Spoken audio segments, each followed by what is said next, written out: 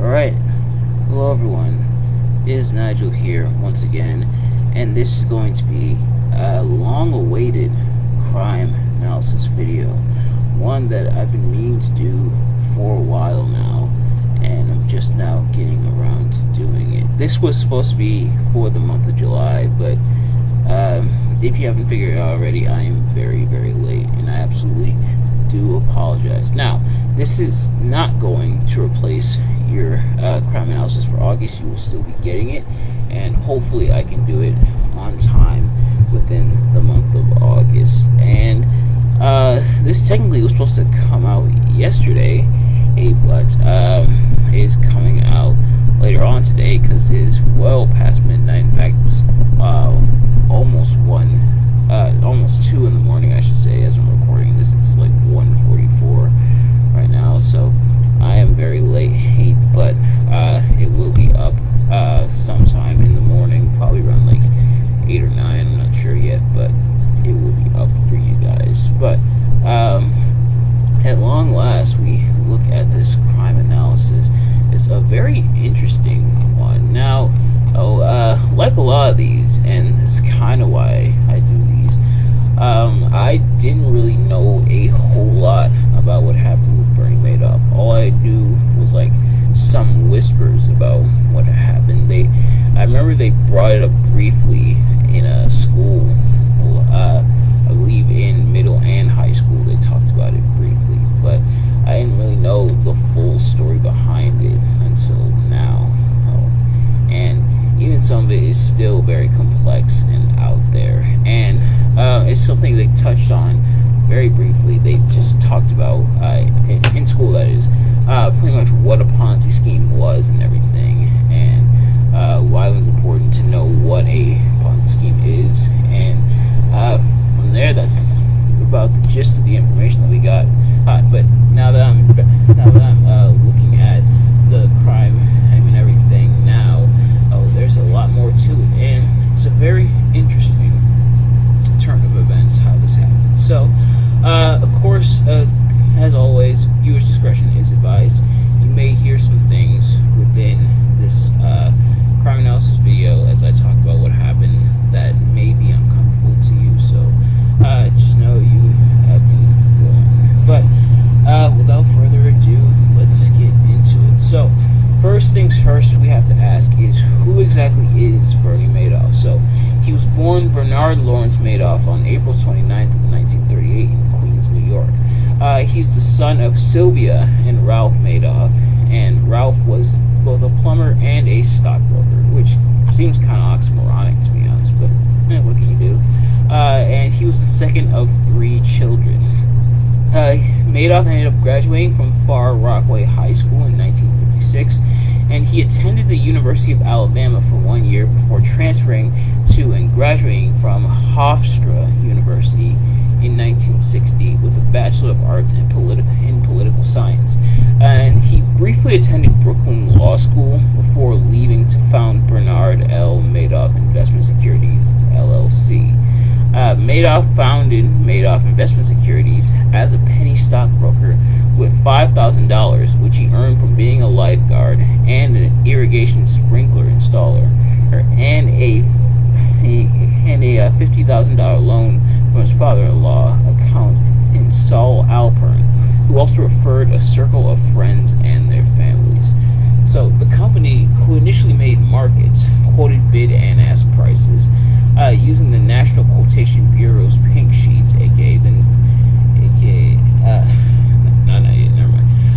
they used the National Quotation Bureau's pink sheets, but they began using innovative computer information technology to disseminate its quotes as a means of competing with firms that were members of the New York Stock Exchange.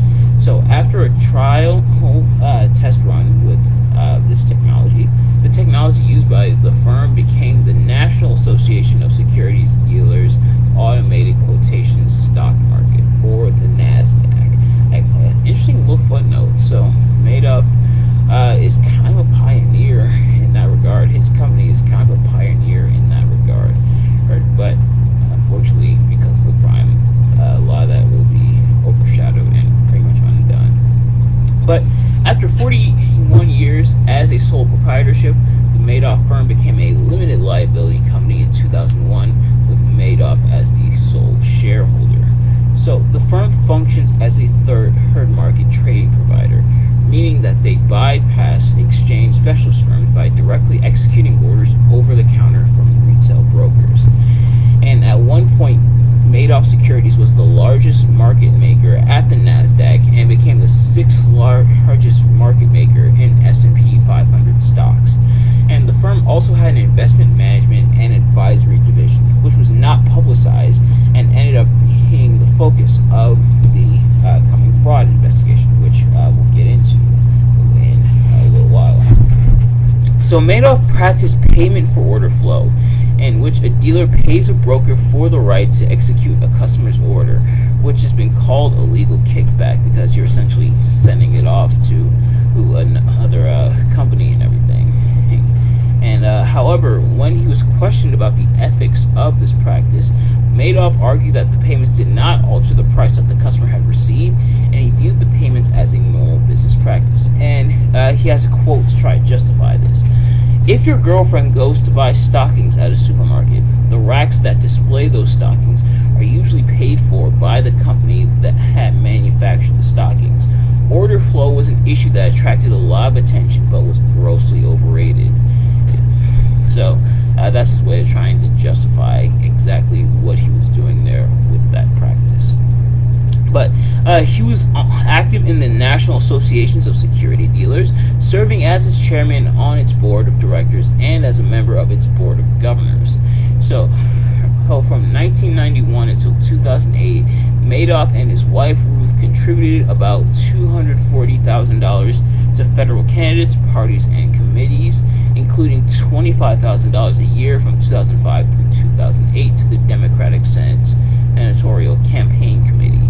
And after the investment scandal, the committee returned $100,000 of the Madoff's contributions to Irving Picard, who is the bankruptcy trustee who oversees all claims. In addition, Senator Charles E. Schumer returned almost $30,000 to Picard, and Senator Christopher J. Dodd donated $1,500 to the Elie Wiesel Foundation for Humanity, who was a victim of the Madoff scandal, one of many, as we'll get into.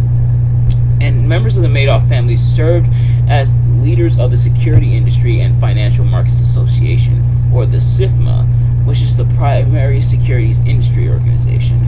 Peter, Madoff's brother and a member of the board of directors, resigned in 2008 after news of the scandal broke. Madoff's niece Shanna was a member of the executive committee of SIFMA's Compliance and Legal Division before she also resigned due to the scandal. So what we're seeing here is the Madoff family integrating themselves pretty much among the security fields and in the investment fields and everything, pretty much getting their name out there. And this could be seen as how Bernie Madoff was able to pull off the scheme and everything. So now we get into the actual scandal. But first, before news of the scandal breaks in 2008, which is where a lot of stuff went down, we have to backtrack a bit because this stuff was coming out even before then. So Madoff's name first came up for a fraud investigation in 1992, where two people complained to the U.S. Securities and Exchange Commission, or the SEC, about investments that they made with Avellino and Biens. And again, if I mispronounce any of these names, I do apologize. Who were the successors of Madoff's father-in-law's accounting practice. Alpern, a.k.a. Saul Alpern, Madoff's father-in-law, Frank Avellino, and Michael Biens had all raised money with Madoff, a practice which continued even after Avellino and Biens took over the firm. However, the SEC closed the case and Avellino returned the money to the investors.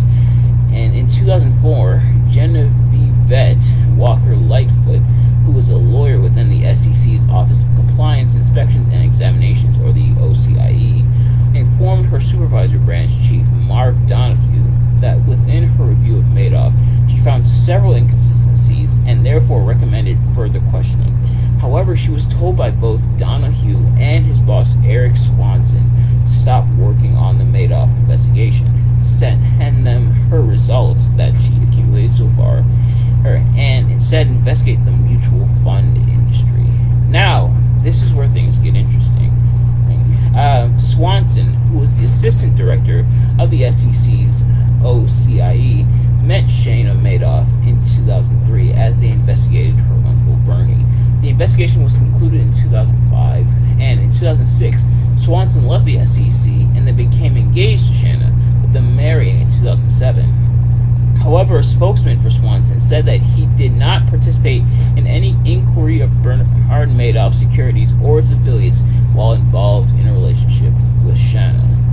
Whether that's true or not is up for debate. It does draw some eyes close to that. Like, was it a cover-up because he was essentially dating Bernie Madoff's niece? But after the scandal and after Madoff's arrest, the SEC was criticized for its lack of financial expertise and due diligence while investigating Madoff, despite multiple complaints from multiple people for decades, including Harry Markopoulos, who is a financial fraud investigator who believed it was mathematically and legally impossible for Madoff to achieve the gains he claims to deliver, and Markopoulos would end up trying to prove this as he determined the potential fraud in 5 minutes total. 4 minutes to determine that the numbers didn't add up, and 1 minute to suspect the numbers may have been fraudulent. And after 4 hours of trying and failing to replicate Madoff's numbers, Markopoulos believed that he had mathematically proven that Madoff was a fraud. However, he and his findings were ignored in 2000 and 2001 by the SEC's Boston office, and again in 2005 and 2007 by the SEC's New York office after presenting further evidence. Markopoulos would then and co-author a book with Gayatri DiCastro. Oh, again, if I mispronounce any of these, I do apologize.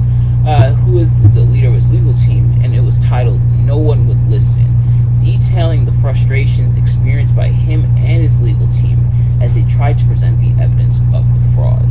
And after the scandal, and as Madoff awaited sentencing, he met with H. David Katz, who conducted an investigation as to how regulators failed to notice the fraud despite the numerous red flags. Even Madoff himself admitted that he would have been caught in 2003 had it not been for an improper investigation. And this is a quote from Madoff. "I was astonished. They never even looked at my stock records. If investigators had checked with a depository trust company, a central securities depository, it would have been easy for them to see. If you're looking at a Ponzi scheme, it's the first thing you do." And Katz, who was the SEC's Inspector General, found that since 1992, there were 6 investigations of Madoff and his firm by the SEC, which were all botched either through incompetent staff work or neglecting allegations from financial experts and whistleblowers. Some of the SEC's investigators questioned whether or not Madoff was even trading. And due to concerns of improper conduct by Katz during the investigation, Inspector General David C. Williams of the United States Postal Service, aka USPS, was brought in so he could conduct an independent outside review.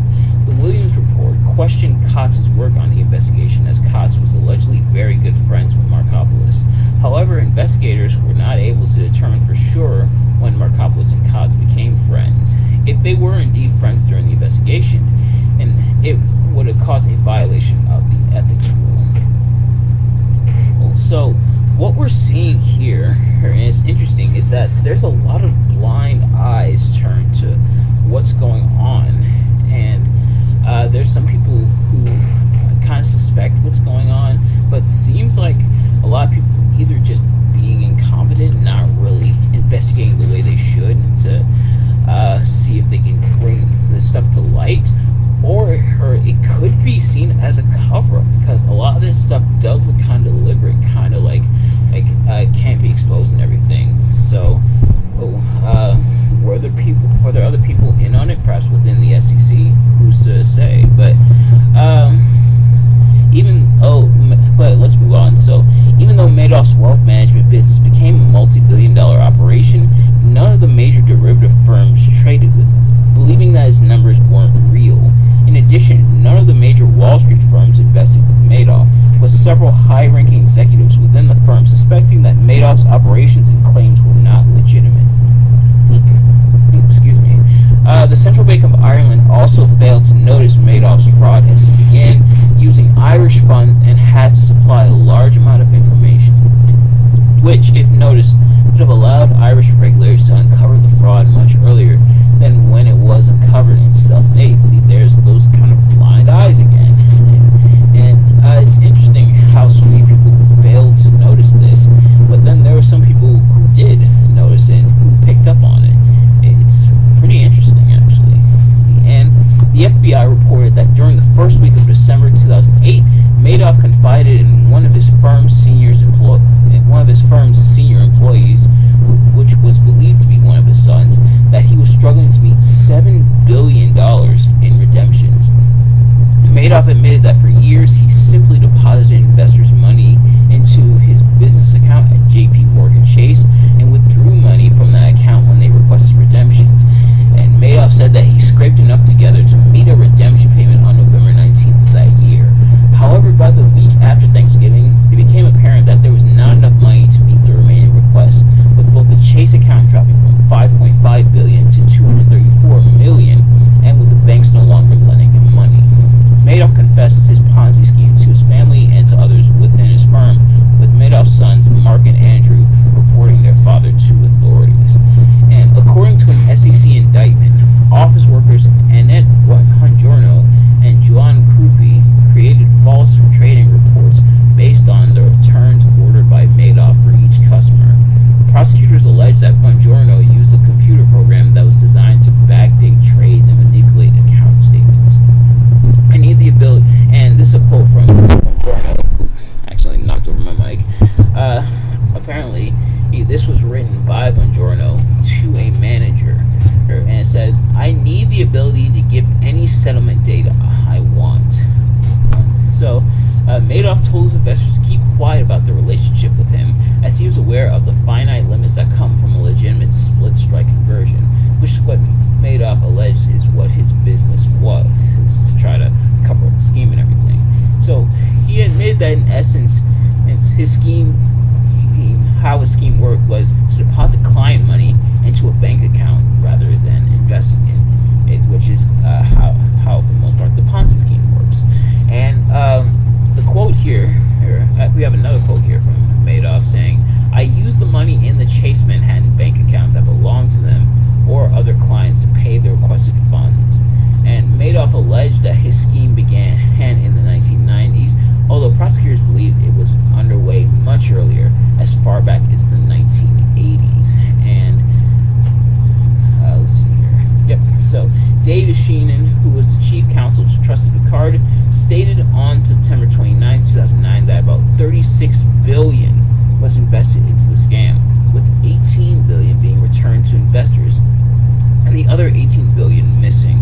In a statement made on May 14th of 2011, Picard said that the total amount owed to customers was $57 billion, of which only $17.3 billion was invested by the customers.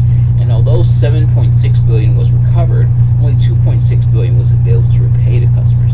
The IRS ruled that investors' capital losses in this and other investment schemes were business losses, meaning that the victims could claim a tax deduction for these losses. And believe it or not, Jeffrey Picower, or rather than Bernie Madoff, Jeffrey Picower was one of the people involved in the scheme.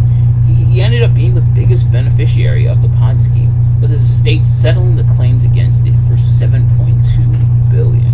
And so, now we get into the actual arrests and everything, and I just want to pull back up the article I have because there's a quote that I forgot to put in here that I do want to read off for you guys as we get to it. But on December 11, 2008, Madoff was arrested and charged with securities fraud, I should say, with Madoff posting a $10 million bail and remaining under 24-hour monitoring and house arrest until March 12, 2009, when his bail was revoked by Judge Denny Chin, and he was transferred to the Metropolitan Correctional Center. Chin ruled that Madoff, due to his age, his wealth, and the prospect prospect of life in prison was a flight risk, meaning that he could try to run away and try to get out of sentencing and everything. So Madoff's lawyer, Ira Sorkin, filed an appeal, which was opposed by prosecutors. And on March 20th, Madoff's request to be released from jail was denied.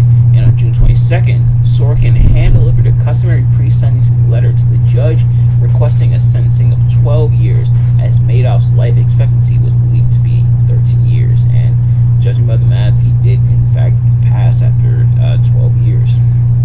But on June 26th, Chin ordered forfeiture of $170 million in Madoff's assets. And later on, Picard would later pursue Madoff's wife Ruth and his sons, and he ended up suing Madoff's sons, Mark and Andrew Madoff.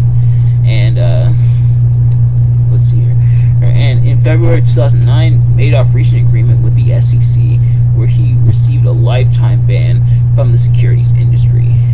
So on March 12th of 2009, I know we're kind of jumping around the timeline and everything, Madoff pleaded guilty to 11 federal felonies, including securities fraud, wire fraud, mail fraud, money laundering, marketing false statements, perjury, theft from an employee benefit plan, and making false filings with the SEC.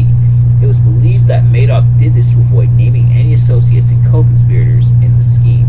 And this quote I want to read here, Madoff apologized to his victims, saying, "I have left a legacy of shame.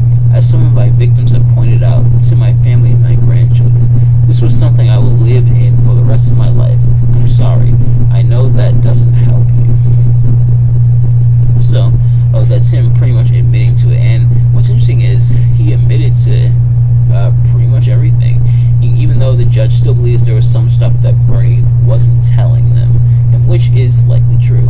But on June 29th, Madoff was sentenced to 150 years in federal prison. So, two more of Madoff's associates would also be charged. David G. Freeling and Frank DePascali. David, who was Madoff's frontman and auditor, pled guilty to securities fraud, investment advisor fraud, making false filings to the SEC, and obstructing the IRS.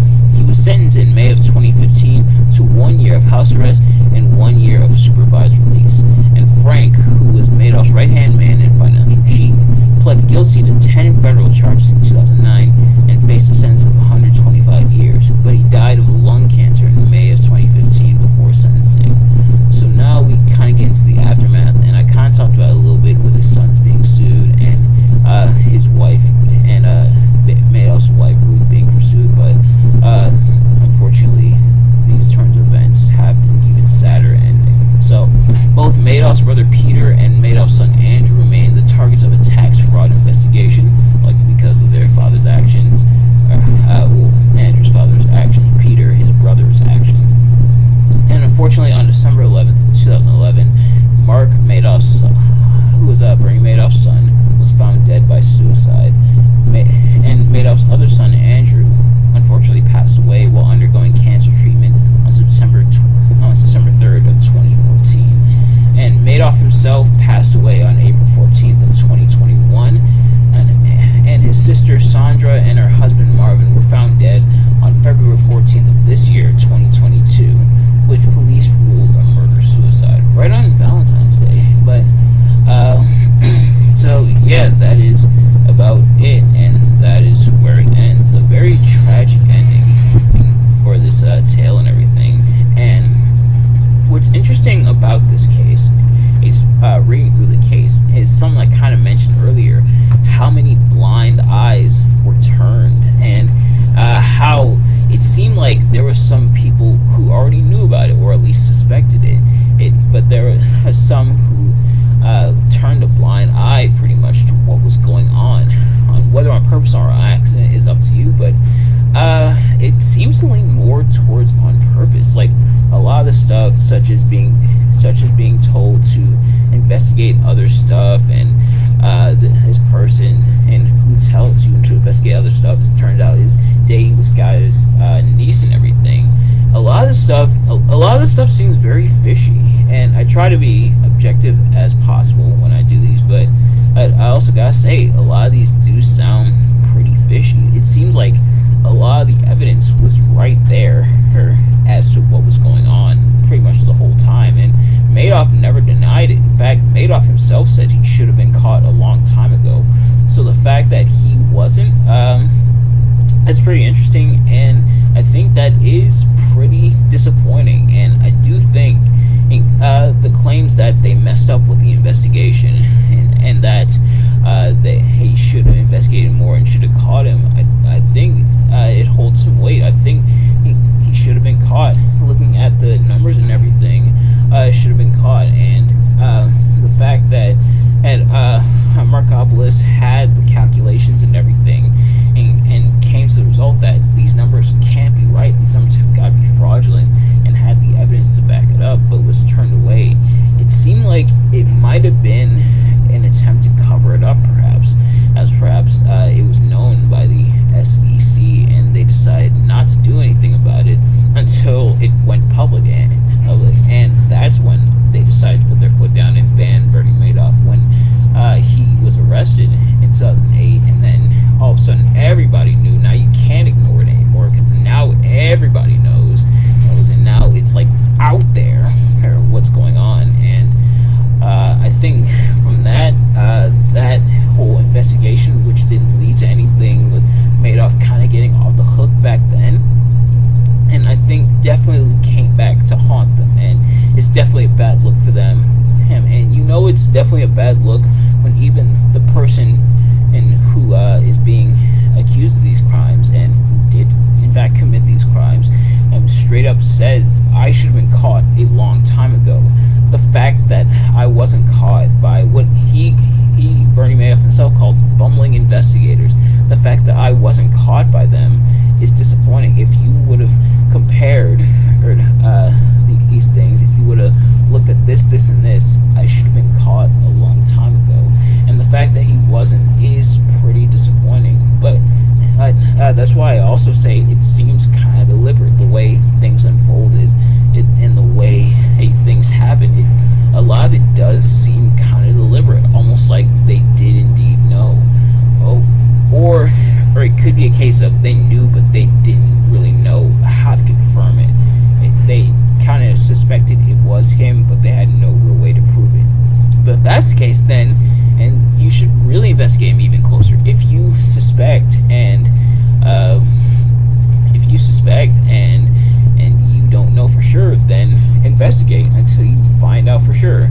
And when you find that out, then you do something about it. And the fact that nothing was really done about it is pretty disappointing to read about. And it seemed to be one of the main reasons why Madoff was able to get away with it for so long, even with all these eyes on him and his practices and everything. But ladies and gentlemen, that's going to do it for this crime analysis. Thank you all so much for watching, and thank you all for tuning in, and I hope to not be late with the next one. You are still going to get your crime analysis for the month of August, don't worry, and I'll try to have it done within August. I try to do it within like the last week of the month, and for this month I'm not entirely sure who I want to do yet, but I will of course keep you guys posted. I may do a review later on today or tomorrow. We still got Sasha Banks versus Bayley at NXT TakeOver Respect, the 30-minute Iron Woman match to look at, and I definitely want to look at that, especially because their match at Brooklyn,